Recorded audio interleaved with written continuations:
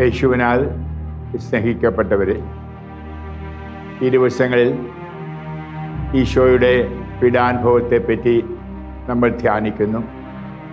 നിശ്ചയമായിട്ടും ഏശയ്യാ പ്രവാചകരിലൂടെയും വിശുദ്ധ മത്തായി എഴുതിയ സുവിശേഷത്തിൻ്റെ പ്രത്യേകമായിട്ട് 27-ാം അധ്യായത്തിലൂടെയും നാം കേൾക്കുന്ന പങ്കപ്പാടിൻ്റെ ഓരോ ചിത്രങ്ങളും നമ്മുടെ മനസ്സിൽ ഉണ്ട്. എൻ്റെ ഹൃദയത്തെ ഏറെ ചിന്തിപ്പിക്കുന്നതും എപ്പോഴും ഞാൻ മനസ്സിൽ പേറുന്നതുമായ ഒന്ന് കർത്താവിൻ്റെ വിരൂപമായ മുഖമാണ്.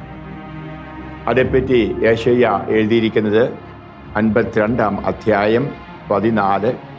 അവനെ കണ്ടവർ അമ്പരന്നു പോയി, മനുഷ്യനെന്ന് തോന്നാത്ത വിധം അവൻ വിരൂപൻ ആയിരിക്കുന്നു, അവൻ്റെ രൂപം മനുഷ്യൻ്റേത് അല്ല.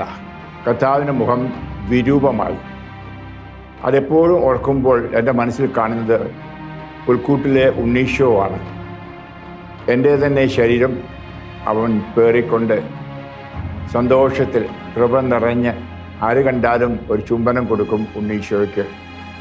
ആ ഉണ്ണീശോ ആണല്ലോ ഇപ്പോൾ ഈ കുരിശിൽ വിരൂപനായി കിടക്കുന്നത്.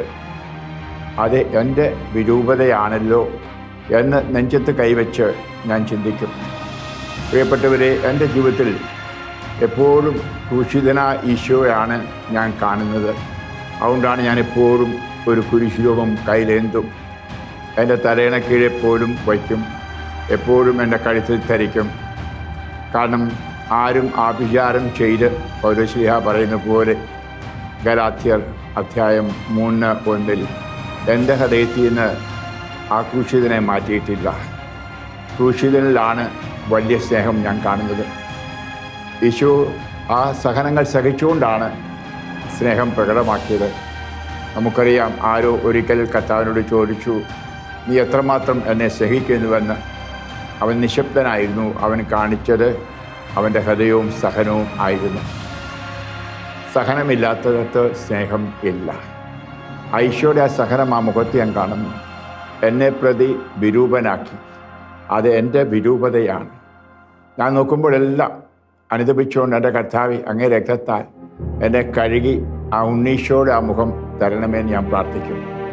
ഉണ്ണീശോയുടെ കൃപ നിറഞ്ഞ ആ മുഖമാണല്ലോ ഈ കുരിശിലിപ്പോൾ എനിക്ക് വേണ്ടി പാപമായി മാറിയപ്പോൾ വികൃതമായി തീർന്നത്. ഞാനും പാപത്തിലായിരിക്കുമ്പോൾ എൻ്റെ മുഖം വികൃതമാകുന്നു എന്ന് പറഞ്ഞാൽ, എൻ്റെ കർത്താവ് സൃഷ്ടിച്ചപ്പോൾ ഛായയിലും സാദൃശ്യത്തിലും സൃഷ്ടിച്ചു. സ്നേഹം, വിശുദ്ധി എല്ലാം നൽകിക്കൊണ്ട് എന്നെ സൃഷ്ടിച്ചു. പ്രത്യേകമായിട്ട് ഞാൻ ജ്ഞാനസ്നാനം സ്വീകരിച്ചപ്പോൾ പരിശുദ്ധാത്മാവോട് നിറച്ച് എന്നെ ദൈവ പൈതൽ ആക്കി, ആ ഉണ്ണീശോയെ പോലെ ആക്കി.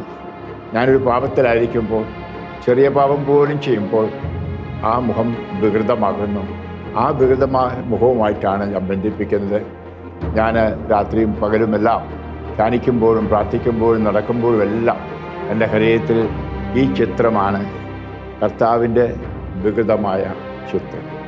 അപ്പോൾ ഞാൻ കണ്ണുകൾ ശാന്തമായി അടച്ചു പ്രാർത്ഥിക്കും, എൻ്റെ കർത്താവേ, ഈ വൈകൃതമായ മുഖം അങ്ങേ രക്തത്തിൽ കഴുകി വിശുദ്ധീകരിച്ച് നല്ല രൂപത്തിലാക്കണമേ.